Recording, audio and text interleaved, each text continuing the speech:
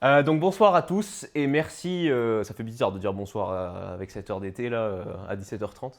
Et merci d'être venus encore nombreux à cette 12e séance d'Asymposium. Et donc ce soir, on va parler d'une histoire de science à travers le projet Manhattan. Alors la petite nouveauté ce soir, c'est que on va mêler histoire et science. Alors vous allez me dire peut-être, ouais, comme d'hab en fait, parce que à chaque fois, il y a des sciences, mais à chaque fois on raconte une histoire et logiquement le sujet qu'on traite sur le plan scientifique se passe dans un contexte historique qui a son lot de petites anecdotes croustillantes et puis d'enseignements historiques qui nous permettent de ponctuer un petit peu toute la conférence. Alors, sauf qu'aujourd'hui c'est un peu différent parce que d'habitude, en gros, moi quand j'écris la conférence, je me régale sur le côté scientifique, j'essaie de me dire, comment je vais pouvoir apporter ce petit fait scientifique-là de manière à ce que tout le monde comprenne, etc. Et puis sur la partie historique, je suis obligé d'essayer de me poncer toute la documentation que je peux trouver en me disant que mince, il va pas falloir raconter de bêtises parce que je suis pas dans mon domaine de prédilection. Ce soir, il y a quelqu'un dont c'est le domaine de prédilection et qui est là pour s'occuper de la partie historique. Donc je vous présente Manon, ma petite sœur, qui est en licence d'histoire et qui est venue spécialement de Bordeaux dans la journée, travailler ce matin, paf, le trajet de midi à 15h à Reims, et puis elle repart pour travailler demain à Bordeaux. Donc elle vient spécialement pour pouvoir traiter cette partie historique du projet Manhattan, et que j'évite de, encore une fois, être l'énième imposteur sur la partie historique. Bon, et en plus, ça tombe bien parce que Manon, sa période préférée, c'est le XXe siècle, donc ça tombe parfaitement. Et bon, le petit risque, en fait, c'est qu'après, quand elle va repartir, parce que malheureusement, elle ne va pas revenir à chaque fois, je vais repartir sur mon bricolage historique. J'espère que vous m'en voudrez pas trop et que le choc sera pas trop rude pour les prochaines. Bon, alors allons-y. Et pour commencer, pour pas rentrer dans le sujet trop brutalement, on va repartir de quelque chose qu'on a tous vécu, de l'actualité récente. Alors, la semaine dernière, il s'est passé plein de choses, mais quand même, entre autres choses, il s'est passé ça, quoi. Globalement, on est tous d'accord pour dire que ce qu'on retiendra de la semaine dernière, c'est qu'il a fait chaud. Bon. Et quand il fait chaud, surtout dans les régions montagneuses comme ici, vous savez que souvent, ça finit par dégénérer en un orage. Et il y en a eu un petit ce matin, il y en a eu un petit peu hier soir, et puis visiblement, dans les prochains jours, c'est ce à quoi on va avoir droit. Alors, rapidement, pourquoi est-ce que ce ciel bleu, ce soleil de plomb et cette atmosphère chaude finit par dégénérer dans ce qu'on connaît sous le nom d'orage? Alors, pour comprendre ça, on va prendre un schéma extrêmement détaillé et extrêmement réaliste que je vous présente ici. De l'atmosphère. Alors vous avez la surface de la Terre, vous avez ici à l'échelle, vous êtes bien d'accord, les habitations avec les humains, et vous avez ce qu'on appelle un gradient thermique, c'est-à-dire qu'en fait, la température va diminuer au fur et à mesure qu'on prend de l'altitude. C'est pour ça que l'axe est retourné. Quand vous vous rapprochez de la surface du sol, globalement, la température est plus élevée. Alors évidemment, il y a des contre-exemples à ça. Il peut y avoir des situations dans lesquelles il y a ce qu'on appelle des inversions thermiques, mais globalement, dans la majorité des cas, c'est ce qui se passe. Bon, donc on a de l'air froid en haut et on a de l'air chaud en bas. Et qu'est-ce qui se passe quand il y a un orage? Tout simplement, l'air chaud, vous savez peut-être qu'il est plus léger, donc il a tendance à remonter. Et quand le gradient thermique, ce qu'on appelle le gradient thermique, c'est à quel point est-ce on perd vite en température au fur et à mesure qu'on monte. Et quand le gradient thermique est trop important, vous avez des colonnes d'air chaud qui finissent par remonter, et cet air chaud-là, il va se refroidir très très vite. Et qu'est-ce qui se passe quand l'air chaud se refroidit très très vite? Il y a de la condensation, il y a des petits cristaux de glace qui se forment, et c'est ce qui donne les gros nuages d'orage, les cumulonimbus, qu'on voit se développer dans le ciel et bourgeonner comme ça, avec l'altitude. Alors après, je vous passe les détails, mais il va y avoir un phénomène de création de champs électriques au sein du nuage. Donc les charges négatives vont se retrouver en bas du nuage et les positives en haut. Et donc, derrière, il va y avoir aussi un champ électrique qui se crée entre le nuage, le bas du nuage et la surface de la Terre. Et ça déclenche des éclairs.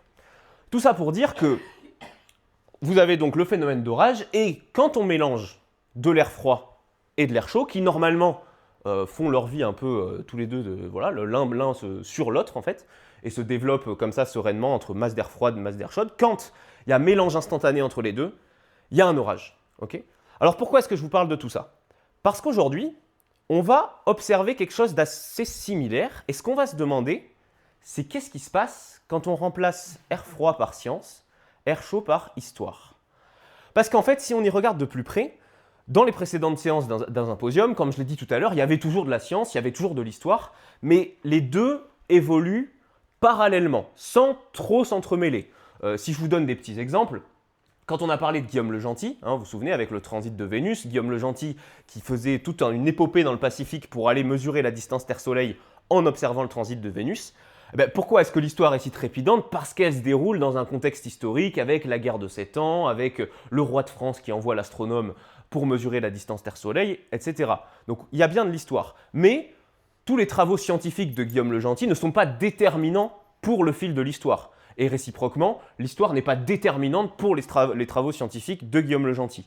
On est sur des interactions entre les deux, mais grosso modo, science et histoire suivent plus ou moins leur ligne. Sur le nombre d'or, on a eu la même chose. L'homme de Vitruve de Léonard de Vinci, qui est une œuvre clé historiquement, et donc qui aussi répondait à cette utilisation scientifique du nombre d'or.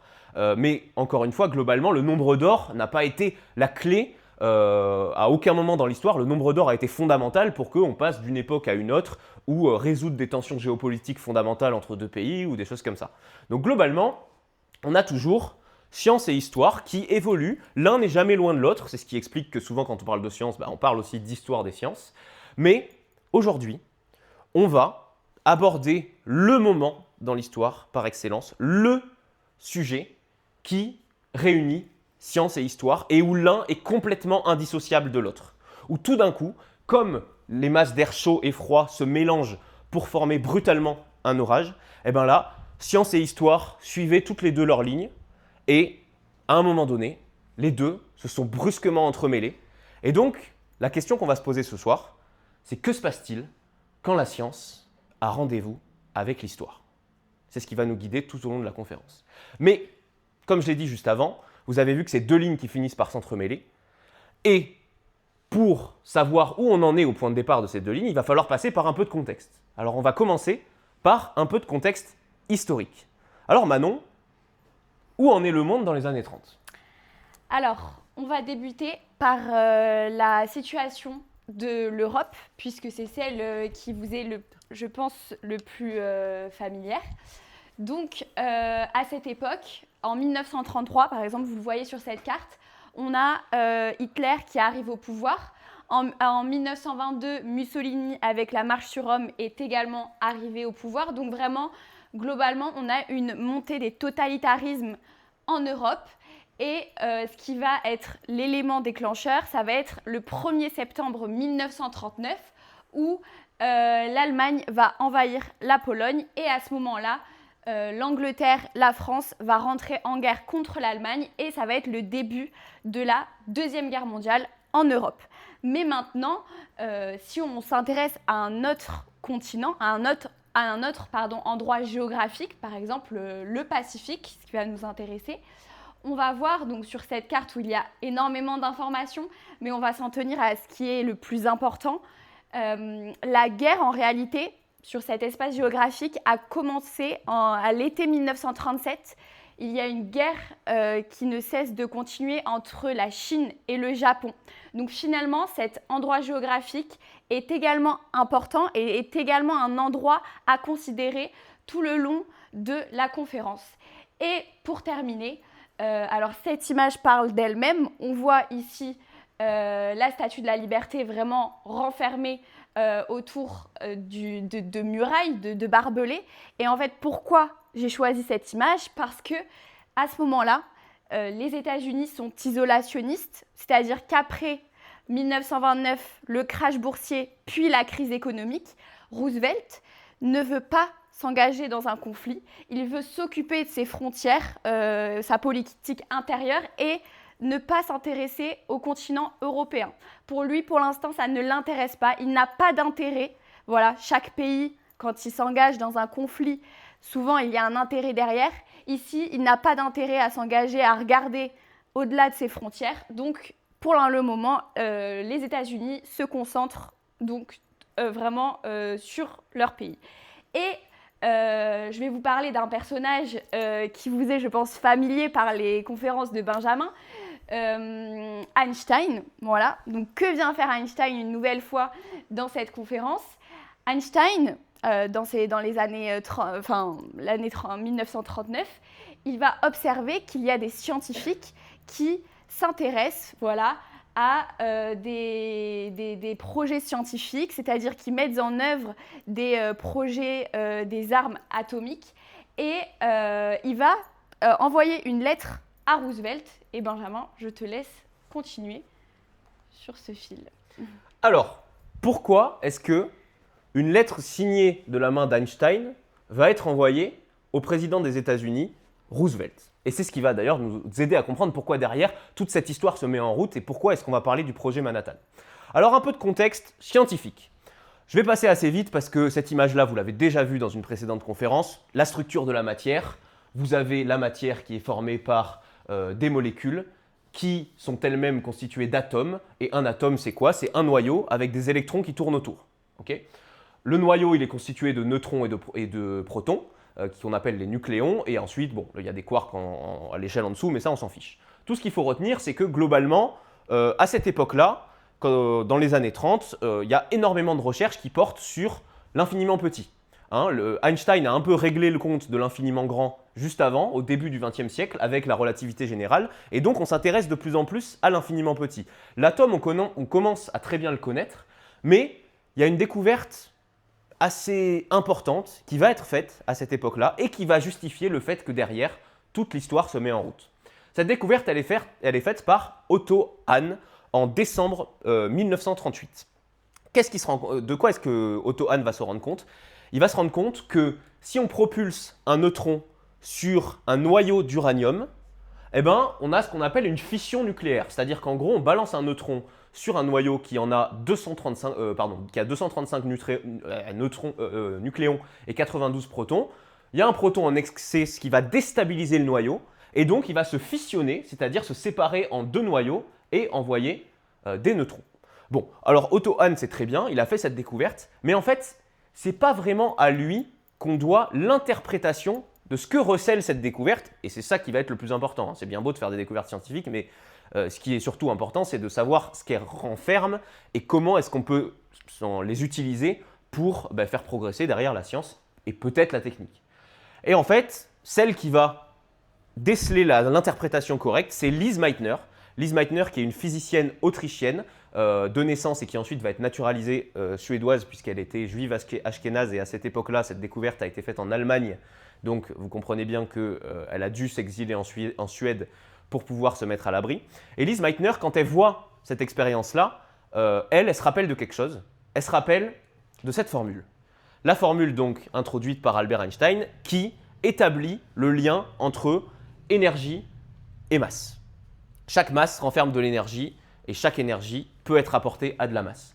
Or, ce que Lise Meitner se dit, c'est qu'elle se rend compte que le noyau là, d'uranium, si je lui ajoute la masse du neutron et que je regarde ce que j'obtiens en sortie, la somme des masses des deux noyaux que j'obtiens, plus des neutrons qui sont libérés, eh bien cette somme-là, elle n'est pas égale à la masse que j'avais avant la transformation. Alors, vous connaissez peut-être la phrase de Lavoisier, rien ne se perd, rien ne se crée, tout se transforme. Donc c'est pas normal, il y a un problème quelque part. Si j'ai pas la même masse en entrée qu'à la sortie, c'est qu'il y a un problème. Le problème, c'est quoi? C'est qu'une partie de cette masse-là s'est convertie en énergie. Et ce que se dit Lise Meitner avec cette formule-là, c'est que cette énergie, c'est quoi? C'est de la chaleur et de l'énergie cinétique. Autrement dit, quand on fait une transformation qui dégage de la chaleur et de l'énergie cinétique, c'est-à-dire du mouvement, ça s'appelle une explosion. Donc en fait, la fission de l'uranium donne lieu à une explosion. Et quand Lise Meitner découvre ça, elle se dit il y a peut-être quelque chose à creuser et il y a peut-être une raison suffisante pour pouvoir en parler à des scientifiques éminents qui font la science à cette époque-là. Et en particulier, elle va en parler à lui. Alors lui, il s'appelle comment? Lui, il s'appelle Niels Bohr. Et il faut vous dire un truc, c'est que Niels Bohr, à cette époque-là, c'est, avec Einstein, le deuxième monstre sacré de la science à la surface de la Terre. C'est-à-dire vraiment, vous avez les deux là, qui discutent entre eux, et puis tout le reste qui écoute patiemment la conclusion de la discussion, en fait. Globalement, c'est un peu ça. Et Niels Bohr, il a prévu un voyage aux États-Unis au début 1939, et donc Lise Meitner, juste avant que Niels Bohr parte, elle va aller lui expliciter cette découverte Au passage, cette découverte, elle ne lui est que très rarement attribuée à Lise Meitner. Bon, malheureusement, on n'est pas forcément surpris, hein, c'est pareil. Lise Meitner a été une des femmes dont les découvertes n'ont pas forcément été reconnues à leur juste valeur par le comité Nobel. C'est assez bien établi dans la communauté scientifique que ses travaux auraient largement mérité un Nobel. Bon, malheureusement, elle n'en a pas eu. Toujours est-il qu'elle discute avec Niels Bohr et qu'elle lui dit « Bon, voilà ce qui s'est passé. Ils ont fait cette découverte-là sur la fission nucléaire et je crois bien que, en regardant la formule d'Einstein, ça veut dire que on aurait possibilité de générer une explosion. » Bon, Niels Bohr, ce qu'il va faire, c'est que ça tombait bien. Il allait en voyage justement à Washington pour rencontrer notamment Einstein, qui lui s'était exilé aux États-Unis pendant la montée du nazisme. Et donc là, vous avez une petite discussion entre Niels Bohr et Albert Einstein, image d'archives. Alors juste, il faut savoir que Niels Bohr et Albert Einstein, ce n'est pas la première fois qu'ils se rencontrent. Niels Bohr et Albert Einstein, ils se sont embrouillés plusieurs fois sur des sujets physiques, puisque Niels Bohr est le père de la physique quantique. La physique quantique, pour vous le faire très simple, c'est un domaine de la physique dont on a déjà parlé une ou deux fois, mais en gros, dans la physique quantique, il y a une dimension aléatoire. C'est-à-dire que les choses peuvent se produire ou ne pas se produire d'une manière probabiliste. Il y a, 20% de probabilité qu'un électron ait tel comportement et 80% qu'il ait un autre comportement complètement différent. Et il n'y a aucune cause racine à ces phénomènes-là. Et Albert Einstein, ça le perturbe, parce qu'Albert Einstein, pour lui, le monde est un billard. Et donc, en gros, chaque événement est explicable par des événements antérieurs. Et donc, Einstein va notamment dire, c'est une phrase qui va rester célèbre, à Niels Bohr, mais monsieur Bohr, Dieu ne joue pas au dé. Et Bohr lui répond, qui êtes-vous, Einstein, pour dire à Dieu ce qu'il doit faire? Voilà, donc c'est un échange qui est resté célèbre entre les deux. Tout ça pour dire que quand vous avez une discussion entre Niels Bohr et Albert Einstein, ça ne parle pas de la Coupe du Monde, de la finale du top 14, sachant qu'il n'y a pas grand-chose à dire. Hein. Mais en gros, voilà, se joue quelque chose d'assez fondamental pour la suite. Et quand ils vont discuter justement de cette fission nucléaire, ils vont se rendre compte qu'effectivement, il y a bien quelque chose à creuser. Et derrière, tout le monde de la physique va se mettre en route autour de cette découverte. Et les découvertes vont s'enchaîner et vont aboutir notamment à ça. Ça, c'est quoi? C'est une réaction en chaîne. C'est-à-dire que Frédéric Joliot-Curie, entre autres, parmi un grand groupe de scientifiques, dont Enrico Fermi, des scientifiques très célèbres à l'époque, ils vont découvrir qu'avec les neutrons qui sont émis par la fission d'un noyau d'uranium, on peut continuer cette réaction, puisque les neutrons vont aller toucher d'autres noyaux d'uranium, qui vont se séparer, relâcher des neutrons, qui vont aller toucher d'autres noyaux d'uranium, etc. Donc, on peut avoir une réaction en chaîne. Et rappelez-vous, je vous ai dit que chaque fission était une explosion. Donc, imaginez l'énergie qui peut être dégagée si jamais on arrive à former cette réaction de fission en chaîne. Alors de là, deux possibilités. Première possibilité, toute cette énergie, vous la mettez au service de l'ordre. Quand je dis l'ordre, c'est-à-dire que vous allez chercher à la canaliser, vous allez chercher à la récupérer, cette énergie. Dans ce cas-là, ça vous donne une centrale nucléaire. Vous allez chercher à récupérer cette énergie pour la convertir potentiellement en électricité. Deuxième scénario, vous voulez mettre cette énergie au service du chaos, c'est-à-dire faire en sorte que l'explosion soit la plus anarchique et la plus puissante possible. Et là, vous arrivez à une explosion d'une intensité qui n'avait jamais été connue auparavant. Et vous vous doutez bien que c'est de ça qu'on va parler ce soir. Alors, tout ça pour dire que les inquiétudes d'Einstein, enfin pas d'Einstein en vrai, de plusieurs scientifiques qui vont derrière en parler à Einstein, elles sont exacerbées par le fait qu'au même moment, comme par hasard, alors on est d'accord, la fission nucléaire, je vous ai dit, la découverte a eu lieu en Allemagne. Et comme par hasard, à ce moment-là, l'Allemagne a cessé d'exporter son uranium. En plus, l'Allemagne avait annexé la Tchécoslovaquie, qui regorge d'uranium. Ça fait deux signes qui laissent penser que cette découverte sur la réaction en chaîne, elle est tombée dans l'oreille des scientifiques allemands qui travaillent pour le régime nazi, notamment Werner Heisenberg, qui était un physicien qui a été derrière à la tête du projet équivalent symétrique à Manhattan en Allemagne, qui visait à mettre en place une bombe d'une puissance qu'on n'avait jamais vue auparavant. Et donc ces inquiétudes-là vont conduire un groupe de scientifiques mené par Leo Szilard, qui est un scientifique qui était particulièrement vigilant sur ces questions-là, à écrire une lettre à Roosevelt pour lui demander de faire quelque chose. Pourquoi est-ce qu'il écrit cette lettre à Roosevelt? Parce qu'à cette époque-là, comme vous l'a dit Manon, les États-Unis se reconstruisent après le krach boursier et donc ils ont une puissance de plus en plus importante. Or, pour mener des recherches sur une arme atomique, il faut une grande quantité de temps, d'argent, de moyens humains, financiers, matériels, etc. Et donc, à cette époque-là, la puissance américaine est la seule qui est crédible pour pouvoir mener un tel projet et potentiellement endiguer les recherches qui sont faites de leur côté par le régime nazi.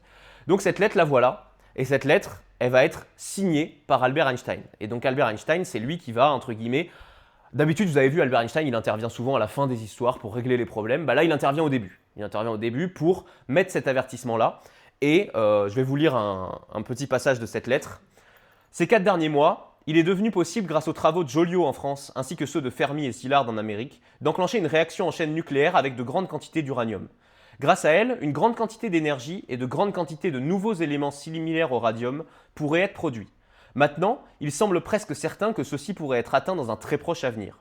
Ce nouveau phénomène pourrait conduire à la construction de bombes, et il est concevable, quoique bien moins certain, que des bombes d'un nouveau type et extrêmement puissantes pourraient être assemblées. Et donc c'est dans ce contexte-là, où les scientifiques sont quand même globalement très inquiets, tout en ne sachant pas, à cette époque-là, si il est possible de former une bombe de ce type. On est d'accord, hein, c'est des découvertes avant-gardistes. Ça a tout juste le fait qu'on sache que la fission nucléaire est possible, que la réaction en chaîne de la fission nucléaire est possible, ça date de 6 mois à peine. Hein. Donc on est vraiment sur de l'avant-garde et donc les scientifiques ne sont pas du tout sûrs qu'une telle bombe puisse exister.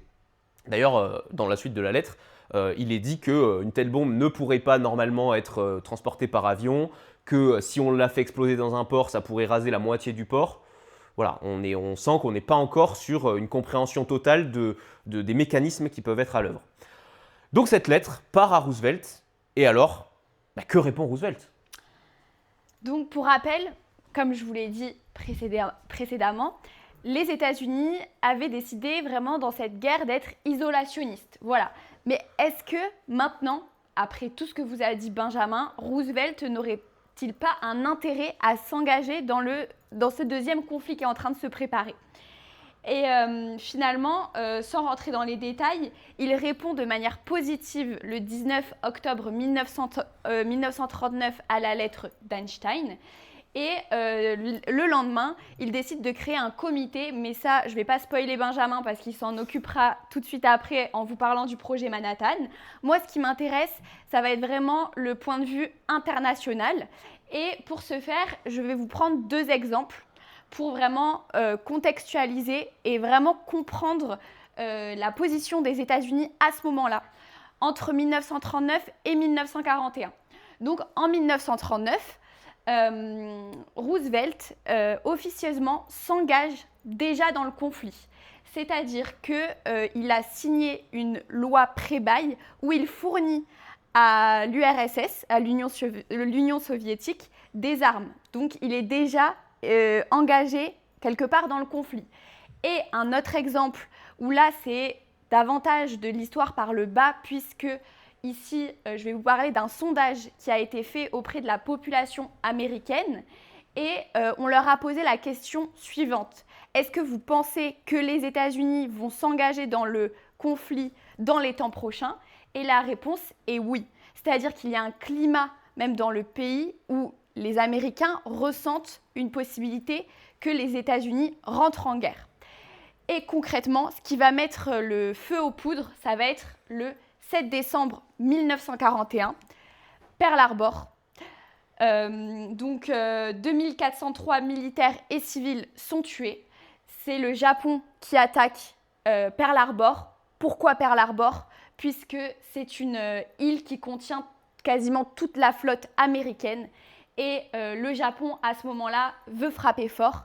Et donc, cette image illustre par elle-même avec tout ce qui a été, donc avec les avions, tout l'effort de guerre, voilà, là vous voyez une grande explosion. Donc ça a été pour les Américains l'élément déclencheur et c'est pourquoi ils vont rentrer en guerre à ce moment-là. Dès le lendemain, Roosevelt annonce qu'il rentre en guerre contre le Japon. Et c'est le début du projet Manhattan en tant que tel.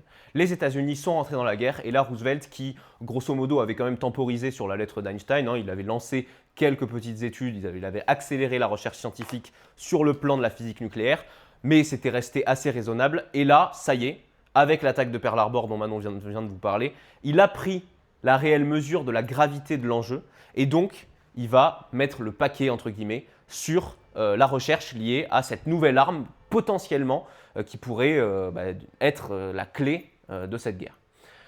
Alors, le projet Manhattan se lance donc en 1941 et comme tout projet d'envergure, il faut un organigramme. Bon, alors voilà l'organigramme du côté militaire du projet Manhattan et à sa tête, vous avez un certain Richard Leslie Groves. Voilà, donc là vous sentez que déjà ça ne va pas rigoler, hein, globalement. Et donc Richard Leslie Groves va réunir un comité qui va se réunir donc le 18 décembre 1941, donc seulement 11 jours après l'attaque de Pearl Harbor. Et ensemble, ils vont commencer à discuter des perspectives autour de cette réaction de fission en chaîne et de cette probable arme de destruction massive. Donc voilà une petite photo de cette première réunion. Et là, donc, on a globalement des pointures à l'époque des scientifiques qui faisaient partie des pointures parmi les scientifiques américains. Donc on a Harold Urey, on a Lawrence, Compton, Murphy, etc. Ce qu'ils vont faire, c'est qu'à ce moment-là, ils vont juste accélérer la recherche dans différentes directions. À Chicago, ils vont accélérer la recherche sur tout ce qui est la fission nucléaire en tant que telle. Ils vont accélérer la recherche sur l'enrichissement de l'uranium dans un site qui s'appelle Oak Ridge. En gros, voilà, ce qui va se passer, c'est que dans plusieurs sites aux États-Unis, il va y avoir des recherches sur chaque aspect du projet. Okay. Bon, il se trouve que dans cette première réunion, il y a quelques travaux qui sont faits pour essayer de former une ébauche de ce qui pourrait être la future bombe. Voilà. Donc, bon, je ne sais pas ce que vous en pensez. Moi, j'ai envie de dire, les gars, on est sur un projet d'envergure internationale, une conférence avec les meilleurs scientifiques des États-Unis. Voilà ce qu'ils arrivent à sortir. Un petit dessin, on dirait un dessin pour la fête des pères. Super. Donc il y en a un qui se demande quelle équipe de bras cassés il a réuni, c'est lui. Hein, voilà, lui qui se dit punaise, là ça commence à sentir mauvais pour mon histoire. Hein. J'ai quand même un certain nombre de personnes sous moi dans l'organigramme auquel je dois rendre des comptes et au-dessus également, hein, dont Roosevelt. Est-ce que je me suis bien entouré? Pas sûr. Bon, juste pour vous donner, parce que je parle d'un projet d'envergure jusque-là inédite, pour vous donner un petit peu quelques chiffres sur ce que deviendra le projet Manhattan, puisque là pour l'instant on a assez peu de recul sur l'envergure du truc. Voilà tous les sites qui sont concernés par le projet Manhattan aux États-Unis. Et grosso modo, on parle d'un projet qui fait intervenir 130 000 personnes, qui représente 1% du PIB des États-Unis en 1945. Donc un investissement de richesse absolument énorme, titanesque, et qui, donc 90% des frais sont consacrés à la recherche et 10% seulement 90% des frais vont être consacrés aux installations, aux bâtiments, à tous les centres de recherche, etc. Et seulement 10% vont être consacrés à la fabrication de la bombe en elle-même. Donc en fait, avant tout, le projet Manhattan, c'est un projet qui va se dérouler absolument partout aux États-Unis et qui va faire intervenir une quantité de protagonistes absolument effarante. Et d'ailleurs, ce pourquoi la conférence de ce soir est un peu challengeante à suivre, c'est pas sur la difficulté théorique en termes de contenu scientifique, c'est plus parce que vous allez voir qu'on va faire intervenir pas mal de monde, et donc il faut suivre le fil. Toujours est-il que ce projet-là, c'est ni plus ni moins que le plus grand projet top secret qui n'a jamais existé. Juste pour vous donner un ordre d'idée, voilà ce qui est affiché dans un des centres de recherche à Oak Ridge. What you see here, what you do here, what you hear here, when you live here, let it stay here. Donc en gros, ce que vous voyez, tout ce que vous entendez, tout ce que vous faites, ça reste ici et ça n'en sort pas. Voilà. Donc ça, c'était les commandements qui étaient donnés à chaque intervenant qui avait un rôle dans le projet Manhattan, donc à 130 000 personnes, qui avaient l'ordre absolu de ne rien laisser sortir de ce qui se passait dans les projets de recherche liés au projet Manhattan. Parce que vous imaginez bien qu'à cette époque-là, l'espionnage va bon train, et donc le fait d'avoir des espions des forces de l'Axe, c'est vraiment une peur qu'ont les scientifiques américains, les militaires américains, et toutes les personnes qui travaillent sur ce projet-là. En juillet 1942, ce qu'il faut maintenant, alors il y a des sites de recherche disséminés un peu partout sur le territoire des États-Unis, mais ce qu'il faut, c'est un lieu où on serait susceptible de pouvoir assembler l'arme. Et donc là, Richard Groves, il va se mettre en recherche d'un tel lieu. Et il y a un gars qui va lui parler d'un ranch de famille qu'il a à côté d'Albuquerque, là, à Los Alamos. Et donc, Richard Groves dit ok, on y va, et puis ils vont sur le site et il dit ah ouais, effectivement, c'est hyper adapté, c'est bien excentré, c'est un grand désert, donc on pourra être tranquille dans cet endroit-là. Mais qui est ce fameux gars qui a présenté son ranch au général Groves? Eh bien, ce gars-là, c'est lui. Oppenheimer, Robert Oppenheimer. Robert Oppenheimer, à cette époque-là, c'est un des physiciens américains les plus éminents qui soient, les plus reconnus qui soient à travers le monde. Hein, vraiment, Oppenheimer, pour vous refaire un petit peu le parcours, il est allé en Europe, parce qu'à l'époque, quand vous voulez faire des études scientifiques, l'Europe, c'était le must absolu. Donc, il est allé en Europe sous la direction de thèse de Max Born. Il a fait des recherches sur la physique quantique qui ont été derrière très utiles pour la suite. Ensuite, il est resté histoire de se construire un peu un réseau. Il a rencontré Niels Bohr, il a rencontré Albert Einstein. Il a discuté avec tous les physiciens que quelqu'un qui voulait faire carrière dans la physique se devait de rencontrer à l'époque. Et puis, pour vous donner un petit peu, pour vous placer le niveau, hein, j'ai une citation d'un physicien qui s'appelle Joseph Weinberg. Et il dit « Niels Bohr était Dieu ». Donc voilà, je vous avez vu, je ne vous ai pas survendu Niels Bohr tout à l'heure. Et Opie, donc Oppenheimer, était son prophète. Donc vraiment, Oppenheimer, voilà, on est vraiment sur le très haut du panier.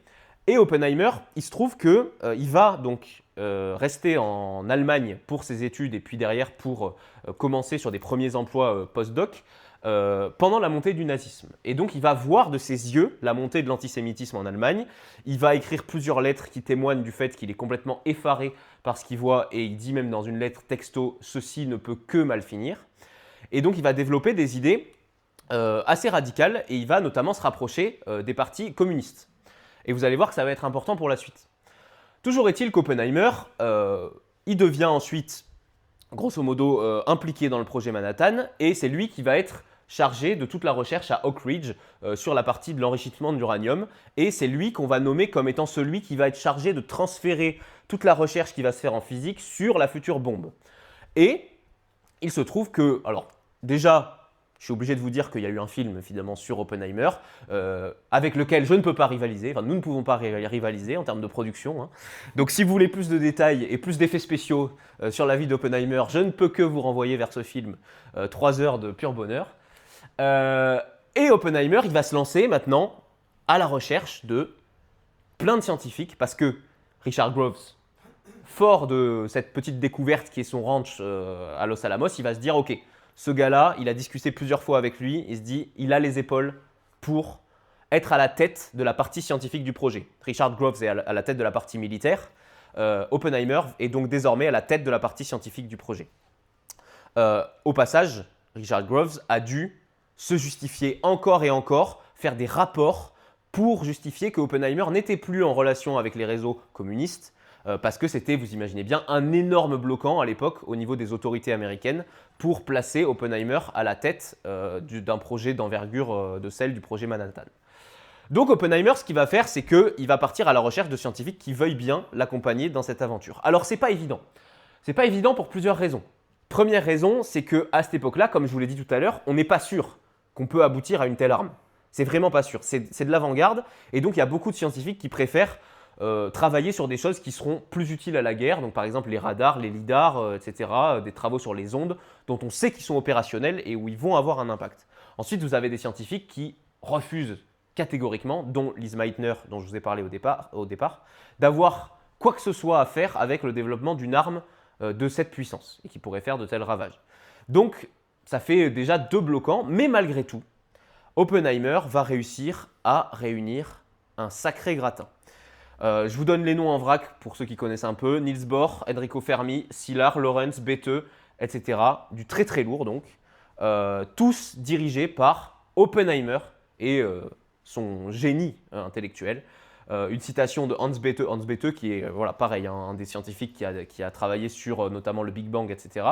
qui disait « Nous inventions toujours de nouveaux trucs, trouvant des façons de calculer et rejetant la plupart de nos trucs après avoir calculé.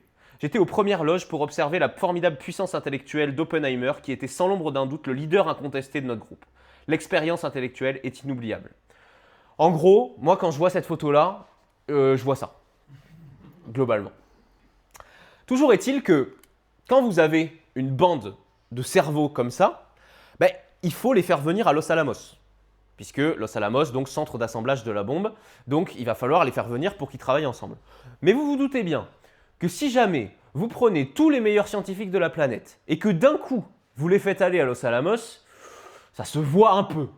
Hein, parce que, comme je vous l'ai dit tout à l'heure, même si le projet est complètement top secret, il y a quand même des espions qui sont aux aguets, donc on ne peut pas se permettre de faire venir tout le monde d'un coup à Los Alamos.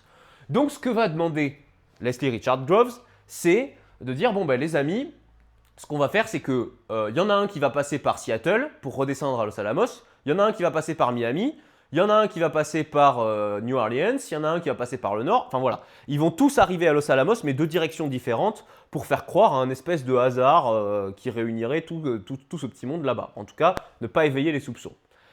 Eh ben, il y a un gars qui va venir voir le commandant militaire, qui lui parle, et qui lui explique donc qu'avec sa femme et ses enfants, il va devoir faire un détour par donc, San Francisco pour aller à Los Alamos depuis New York.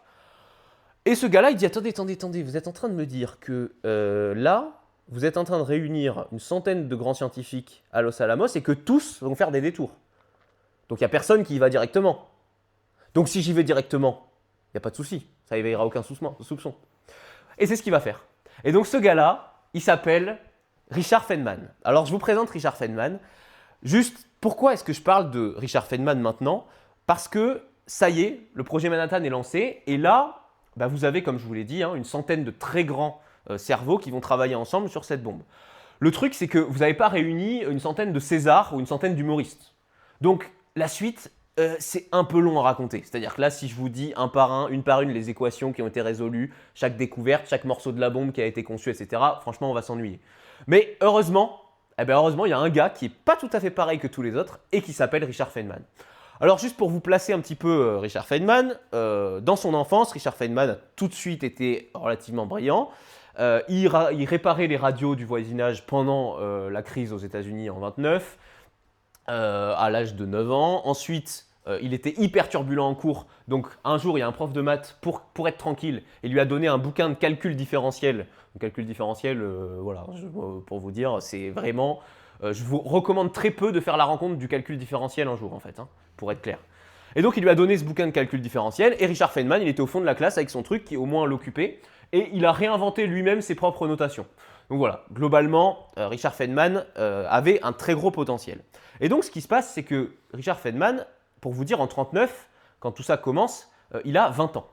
Okay, donc, il a 20 ans, il est à la sortie de ses études, il vient d'avoir sa licence en physique, et là, il y a un prof à lui qui lui parle du projet Manhattan et qui lui dit « Écoute, franchement, tu devrais peut-être y jeter un œil, peut-être qu'il pourrait avoir besoin de toi, ça peut être intéressant que tu y ailles. » Et donc Richard Feynman dit « Ok, pas de souci. » Sauf que un trait de caractère qui est hyper important à retenir pour la suite, c'est que Richard Feynman, son pire ennemi, c'est l'ennui. Il déteste s'ennuyer, Richard Feynman. Alors le truc, c'est que quand vous mettez un jeune scientifique plein de fougue de 20 ans, donc 23 à l'époque du début du projet Manhattan, que vous l'envoyez dans le désert, dans un centre de recherche avec que des scientifiques qui parlent de maths et de calcul tout le temps, vous vous exposez à des problèmes. Parce qu'il y en a un qui va chercher des divertissements. Le truc, c'est que Richard Feynman, au début, il a trouvé un bon divertissement qui est le tableau des équadifs. Alors, le tableau des équadifs, c'est quoi? C'est dans le centre de Los Alamos, il y a des équations qui posent problème. Les scientifiques qui travaillent dessus n'arrivent pas à les résoudre. Donc, il y a un tableau sur lequel, quand vous avez un problème avec une équation, vous l'écrivez, et puis tous les gens qui passent devant vont essayer de la résoudre, et peut-être qu'il y en aura un qui aura une idée de génie et qui va vous aider. Mais Richard Feynman, au début, il passait dans le couloir 2 fois par jour pour essayer de voir s'il n'y avait pas des nouvelles équations à résoudre. Et il les résolvait à chaque fois. Le truc, c'est qu'à un moment donné, il n'y avait plus de problème, le tableau était blanc, et donc il disait, bon, qu'est-ce qu'ils font tous là? Il se trouve que, il s'est assez vite lassé de ce petit loisir-là qu'il avait trouvé. Donc, deuxième loisir qu'il va commencer à faire, c'est qu'il va s'atteler au fait de déchiffrer tous les codes secrets des coffres-forts de Los Alamos. Alors là, voilà, là on commence les problèmes. Parce que si vous voulez, dans le plus grand projet top secret que la Terre n'ait jamais connu, résoudre des équadifs sur un tableau blanc, ça pose pas trop de problèmes. Par contre, commencer à aller ouvrir des coffres-forts en essayant de trouver le code et laisser des mots de ce type-là dedans, c'est ce qu'il va faire, vraiment. Il va déchiffrer les coffres-forts et il laisse des mots où dessus il y a marqué « Coucou, hi there, Guess who? Donc devinez qui c'est, voilà. Et donc il y a un gars dans le centre, faut vous imaginer hein, quand même, tout le monde travaille sur une bombe hyper secrète, etc. Et puis de temps en temps, dans un coffre-fort, vous trouvez, devinez qui c'est? Voilà, ça c'est Richard Feynman qui s'amuse au sein du projet Manhattan. Alors en plus, le pire, c'est que Richard Feynman, en plus, il est nommé à la tête d'un bureau de calcul. Donc en fait, le bureau de calcul, c'est le truc le plus chiant, pardon, hein, mais le truc le plus chiant que vous pouvez faire dans un projet de ce type-là. Il suffit juste de vérifier des calculs qui ont été faits par des mathématiciens qui travaillent 24 heures sur 24 à résoudre des équations. Donc Richard Feynman, il lui faut bien un peu de divertissement. Il va se mettre également à jouer des bongos, hein, activité qui va le suivre pour le reste de sa carrière. Et globalement, Richard Feynman, il est très peu apprécié par le commandement militaire du projet. Je vous laisse imaginer pourquoi. Vous avez peut-être une petite idée. Hein. Globalement, quelqu'un qui, effectivement, dans un projet top secret, va aller s'amuser à déchiffrer des coffres-forts. Par contre, il est très apprécié par la partie scientifique du projet. Parce qu'en fait, oui, c'est un peu rafraîchissant d'avoir un jeune comme ça qui tient tête à tout le monde et qui fait un peu des frasques. Ça permet de passer le temps. Et il y en a un en particulier qu'il aime bien, c'est Niels Bohr. Parce que je vous l'ai dit tout à l'heure, Niels Bohr, en gros, à cette époque-là, le seul qui arrive à lui tenir tête, c'est Einstein. Sinon, tout le monde se couche dans les discussions avec Niels Bohr. Eh ben, il y en a un qui lésine pas à débattre avec Niels Bohr et qui lui dit non, mais là, Coco, c'est n'importe quoi ce que tu racontes. Bah, c'est Richard Feynman, 23 ans, tout juste obtenu sa licence. Et qui vient voir Niels Bohr, prix Nobel, etc. et qui lui dit non, n'importe quoi. Et il expliquera plus tard que quand il parle de physique, il n'y a plus aucune barrière et qu'il ne parvient pas à s'arrêter. Mais Niels Bohr, il va plutôt apprécier ça en fait, d'avoir ce petit jeune qui lui tient tête. Bon, juste petite parenthèse pour terminer la vie de Richard Feynman. Richard Feynman ensuite, donc voilà, le personnage avec son van, sur lequel il y a ce qu'on appelle les diagrammes de Feynman, les diagrammes de Feynman, qui lui vaudront quand même un prix Nobel en 1965. Et Richard Feynman, il va continuer ses recherches en physique. Il va notamment étudier, parce que toujours il s'ennuyait, les oscillations d'une pile d'assiettes. Okay. Et l'anecdote, c'est que c'est avec ses travaux sur l'oscillation d'une pile d'assiettes qu'il va derrière faire des travaux déterminants sur les électrons et donc avoir le prix Nobel quand même. Là, me demandez pas pourquoi, j'en sais rien, hein, comment il passe de la pile d'assiettes aux électrons et au prix Nobel, mais ça vous place quand même un petit peu le niveau du personnage. Et puis, il va continuer, il va fréquenter des clubs de striptease, il va fumer, fumer avec ses étudiants, enfin voilà, Richard Feynman quoi en fait. Hein. Et on retient Richard Feynman pourquoi? Parce que ça a été un vulgarisateur scientifique d'exception. Vous savez peut-être que quand on est un chercheur éminent et qu'on fait des travaux au point d'avoir des prix Nobel, etc., souvent c'est qu'on est un peu, entre guillemets, atypique au niveau de neuronal et intellectuel, et donc c'est pas toujours évident d'expliquer la complexité des travaux qu'on mène au grand public. Richard Feynman, il était excellent pour ça, et ce qu'il expliquait, c'est qu'il disait que s'il n'arrivait pas à vulgariser un sujet physique à des premières années, c'est qu'il n'avait pas compris lui-même. Et donc, il s'était mis le défi de pouvoir vulgariser absolument tous les sujets, et c'était notamment un vulgarisateur d'exception sur la physique quantique. Et il a dit notamment, si vous croyez avoir compris la physique quantique, c'est que je vous l'ai mal expliqué. Ça vous place un petit peu aussi le niveau de la physique quantique en termes d'absurdité et de difficulté à saisir pour notre intuition. Et puis, dernière anecdote pour Richard Feynman, sur son lit de mort, la dernière phrase qu'il a prononcée, c'est « Je détesterais mourir 2 fois, c'est si ennuyeux ». Voilà. Donc jusqu'au bout, sa vis comica ne s'est pas perdue. Bon, on revient au projet Manhattan. Ça y est, on est en 1945, le projet a bien avancé, les derniers doutes ont été levés, notamment un doute qui était où ils en sont les Allemands. Parce que pendant tout ce temps-là, on développe la bombe, etc. Mais s'il y a la même bombe en face, ça va être un carnage. Donc ils devaient être absolument sûrs avant de faire les essais nucléaires et potentiellement se lancer dans la mise en œuvre opérationnelle de cette bombe atomique. Ils devaient être sûrs qu'en face, les travaux n'étaient pas aussi avancés que chez eux. Et quelques espions qui ont débarqué en 1944 en Normandie ont remarqué qu'en fait Hitler avait complètement arrêté les projets et qui préférait consacrer la force vive à des armes plus opérationnelles et plus sûres, entre guillemets, dans l'aboutissement qu'elles pouvaient avoir. Et donc, ces derniers doutes étant levés, les premiers tests peuvent avoir lieu. Et là, la bombe qui va être testée, elle s'appelle Gadget, et ça va être l'essai, ce qu'on appelle l'essai Trinity, qui va avoir lieu le 16 juillet 1945. Et là, ce qu'il faut comprendre, c'est qu'ils vont dans le désert du Nouveau-Mexique et ils vont tenter de déclencher une explosion d'une puissance qui n'a jamais été vue. Et à ce moment-là, ils ne savent pas quelle va être la puissance de l'explosion. Ils ont fait des calculs théoriques, mais c'est la première fois qu'une telle explosion va avoir lieu. Donc là, il y a des très gros doutes. Personne ne sait ce qui va se passer. Bon, toujours est-il qu'il est trop tard pour reculer. Le projet est en route. Le temps presse, parce qu'il y a la conférence de Potsdam qui intervient avec les grands leaders de la guerre quelques jours après. Donc, l'essai doit avoir lieu. Et le 16 juillet 1945, à 5h29 du matin, la bombe Gadget explose.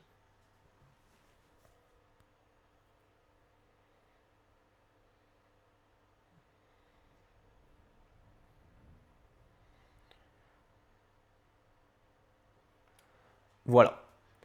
L'explosion est titanesque, colossale. On a un champignon nucléaire qui s'élève à 12 km de haut. Okay, c'est-à-dire 1,5 fois plus haut que l'Everest. Le bruit est entendu à 160 km à la ronde. C'est presque là comme si un Bordelais entendait quelque chose qui se produit ici.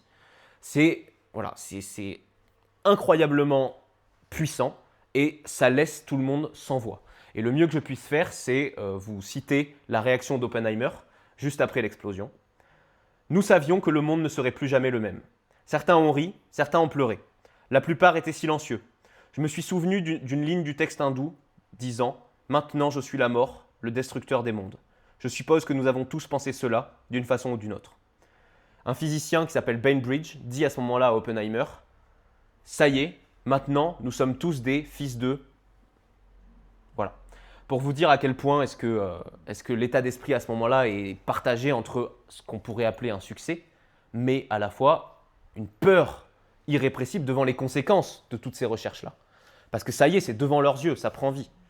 Alors il y en a un seul, vous vous doutez bien, hein, de qui est très loin de toute cette gravité-là, Richard Feynman, qui lui a sa petite victoire puisqu'il dit qu'il est le seul à avoir vu l'explosion sans lunettes.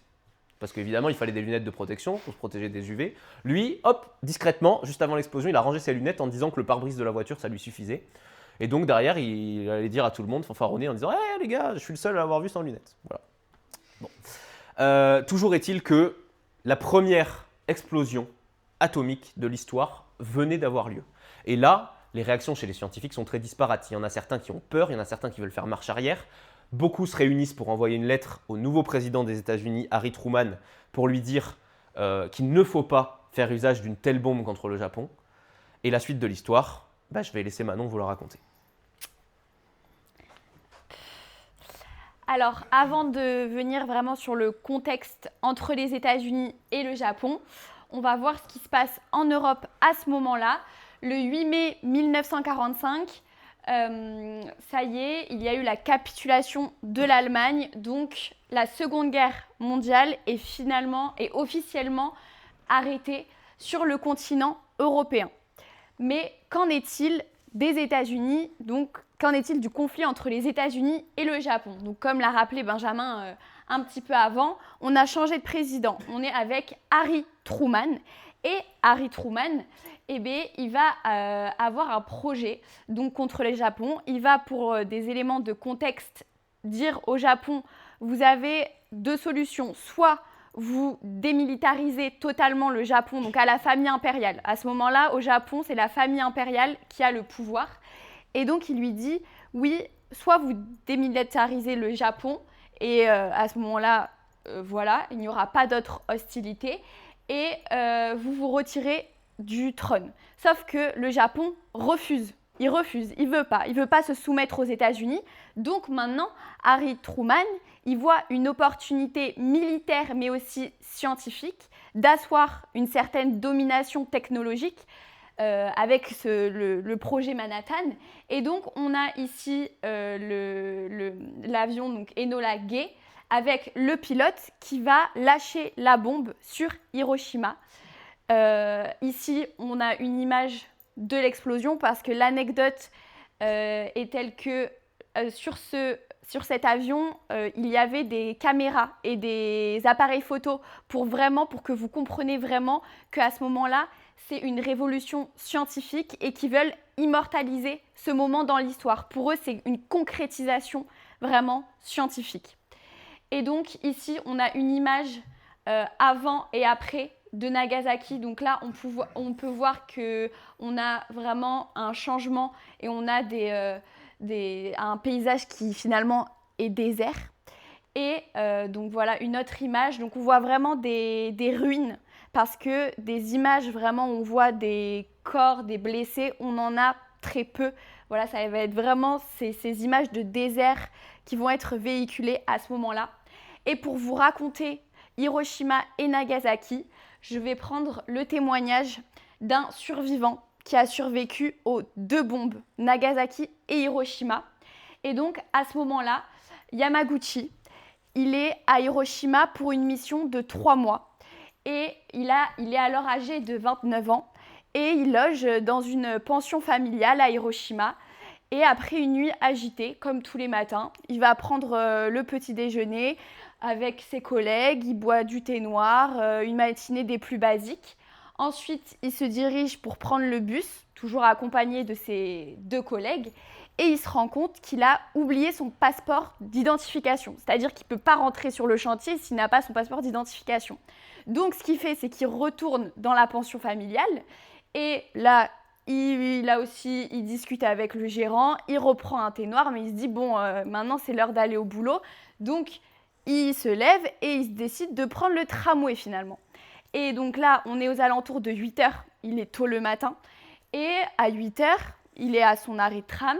Et puis là, il voit une dame qui a la tête levée vers le ciel. Et donc lui, à son tour, par réflexe, il regarde ce qu'il y a vers le ciel. Et là, il voit 2 parachutes blancs qui descendent vers le sol. Et à ce moment-là, il est 8h16. Et à ce moment-là, un flash survient.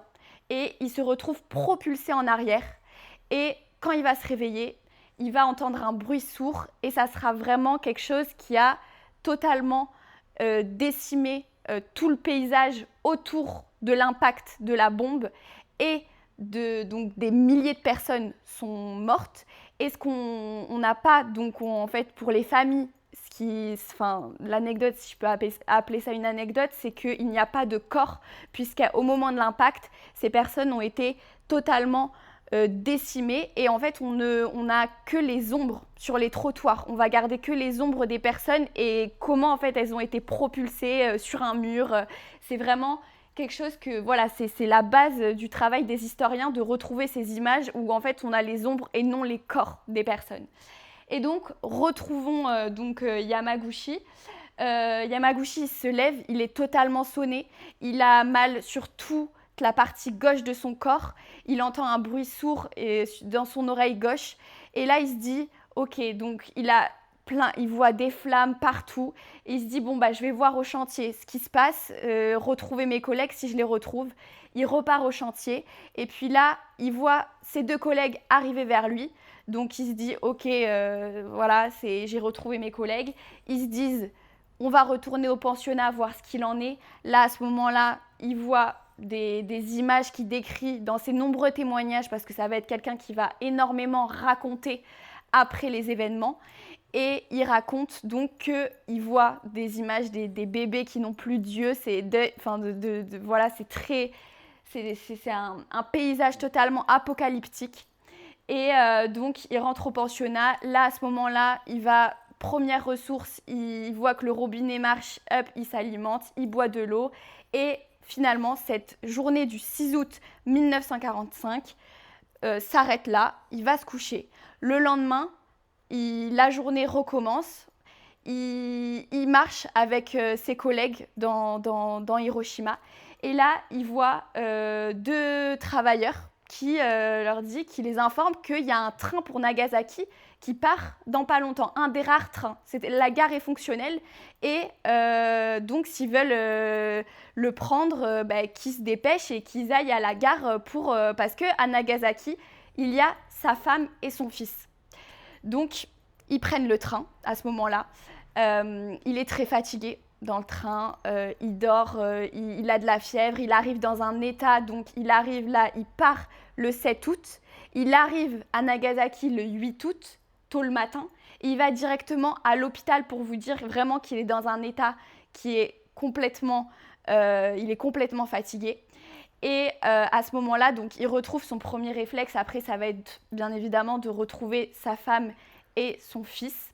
Et là, toutes les personnes autour de lui, toutes les personnes de Nagasaki viennent pour le rencontrer et pour lui dire mais t'as survécu à Hiroshima, mais qu'est-ce qui s'est passé? C'est tout le monde en fait c'est incrédule ce qui se passe. Et tout le monde se demande vraiment quelle est cette sensation, qu'est-ce qu'il a vécu concrètement. Et donc le soir du 8 août, il va se coucher et le lendemain, il repart travailler. Il a un chantier également à Nagasaki. Et là, donc, tous ses collègues vont lui demander mais qu'est-ce qui s'est passé? Donc, il est harcelé de questions. Puis, il y a un moment, il va dans le bureau du patron. Il s'entretient avec le patron également curieux qui lui demande de lui raconter qu'est-ce qui s'est passé. Et là, à ce moment-là, Yamaguchi voit qu'il y a un flash d'un coup qui arrive et il comprend ce qui est en train de se passer. Il comprend que c'est une nouvelle fois une bombe atomique qui vient d'atterrir sur Nagasaki. Il a le réflexe de se mettre sous le bureau et quand il se relèvera, toutes les vitres ont explosé et son patron a disparu. Il est seul une nouvelle fois. Là, il se relève encore, il va avoir son premier réflexe. Bien évidemment, ça va être d'aller voir sa femme et son fils s'ils vont bien. Et par chance, ils ont survécu.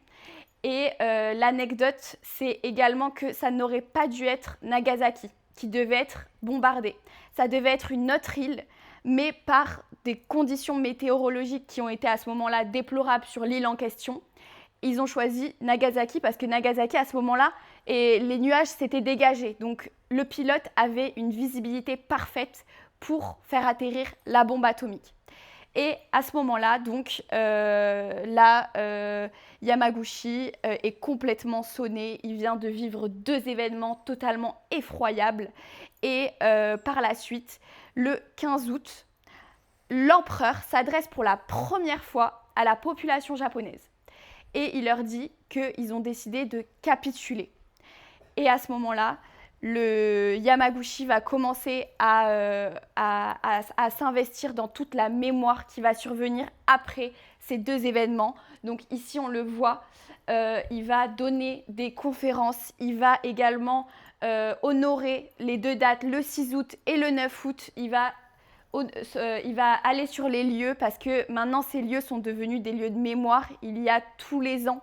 Voilà, on honore toutes les victimes qui ont perdu la vie à ce moment-là et on pense également aux victimes, aux blessés qui par la suite, parce que son fils, comme il a été touché par les radiations, il est mort avant lui et il raconte que finalement les blessés, il y en avait énormément et ils étaient également marginalisés de la société parce que son patron n'a pas voulu qu'il évolue professionnellement parce que pour lui, il était blessé, il n'était pas capable.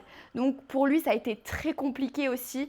Ça a été un handicap, il raconte dans sa vie, pour vraiment avancer professionnellement. Et tout au long de sa vie, il est mort à 93 ans. Et il a lutté à la fin de sa vie pour le pacifisme. Il a dit mais j'aimerais vivre dans un monde sans bombes. Et il a été surnommé le double atomisé. On lui donnait surnom à cet homme, le double atomisé. Et c'est par la suite qu'il a été reconnu par le gouvernement japonais comme un survivant. Et donc, c'est un exemple vraiment de quelqu'un qui a connu ces 2 bombes. Voilà, c'est Hiroshima et Nagasaki. Et c'est donc la fin du projet Manhattan, qui s'achève sur de la désolation au Japon, Hiroshima, Nagasaki.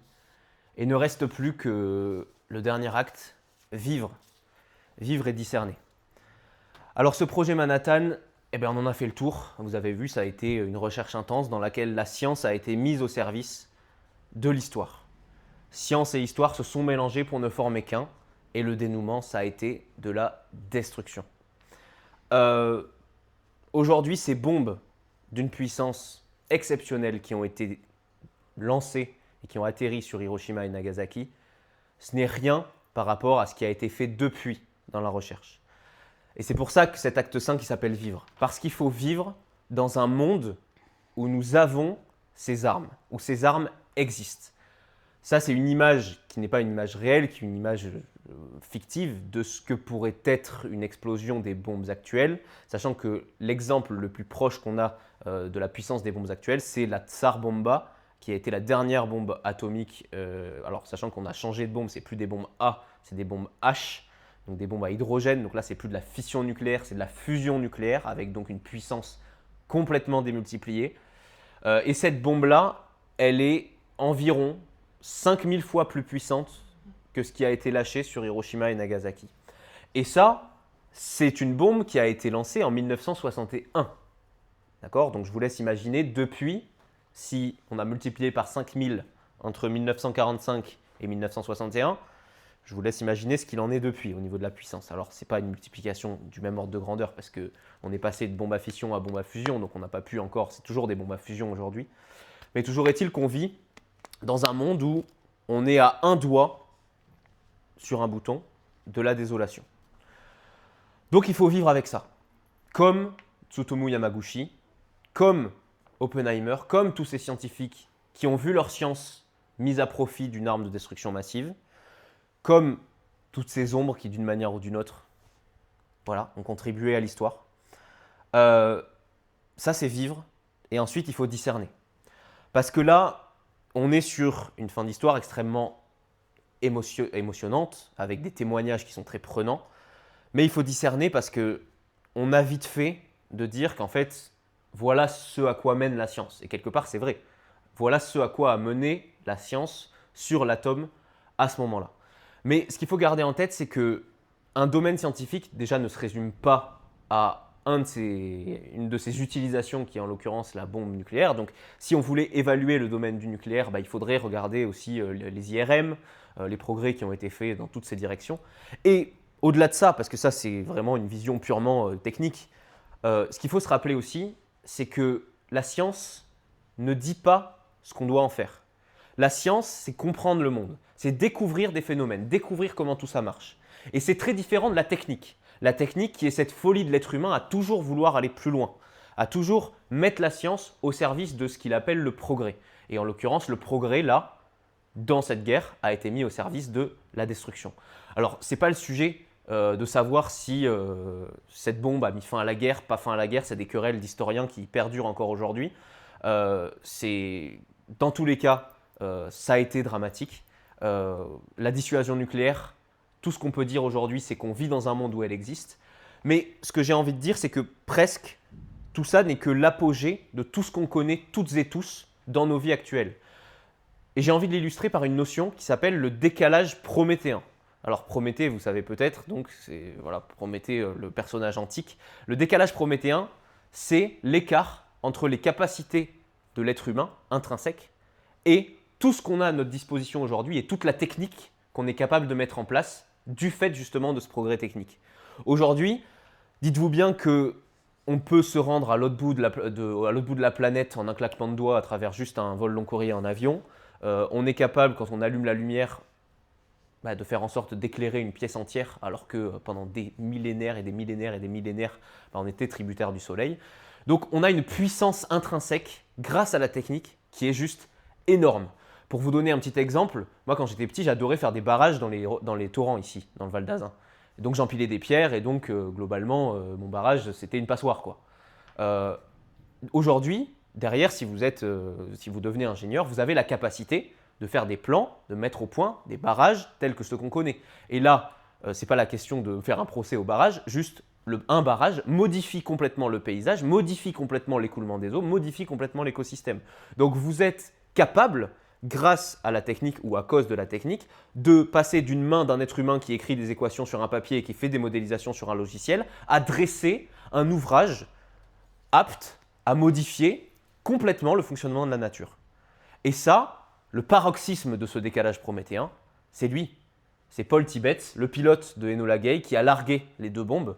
Et lui, en actionnant une commande, il a fait des centaines de milliers de morts. Et il a détruit 2 villes entières. Et donc ce décalage prométhéen, il a atteint son paroxysme à ce moment-là. Alors, la question qu'on s'était posée au départ, c'est celle-là. Que se passe-t-il quand la science a rendez-vous avec l'histoire ? Ben, tout ce qu'on peut dire là-dessus, c'est que la dernière fois que la science a eu rendez-vous avec l'histoire, il s'est passé ça. Mais ce n'est pas une fatalité. Ce n'est pas comme les orages qui finiront par se former quand l'air chauffe trop en surface de la Terre. Quand la science et l'histoire se sont rencontrées, on a eu ça. Mais en vrai, on peut décider qu'il en soit autrement. Il n'en tient qu'à nous de regarder devant, de comprendre, de nous souvenir, pour ne jamais recommettre les erreurs du passé. D'aimer la science pour ce qu'elle est, et pas pour ce qu'elle nous permet de faire. De lire l'histoire, d'en tirer les enseignements, pour l'écrire avec justesse et discernement. Car si les tons jaunâtres, orangés et rougeoyants, qui naquirent de la dernière rencontre entre science et histoire, furent ceux d'une explosion, alors nous pouvons décider que les couleurs de feu qui jailliront de leur prochain rendez-vous soient celles d'un lever de soleil à l'horizon. Merci.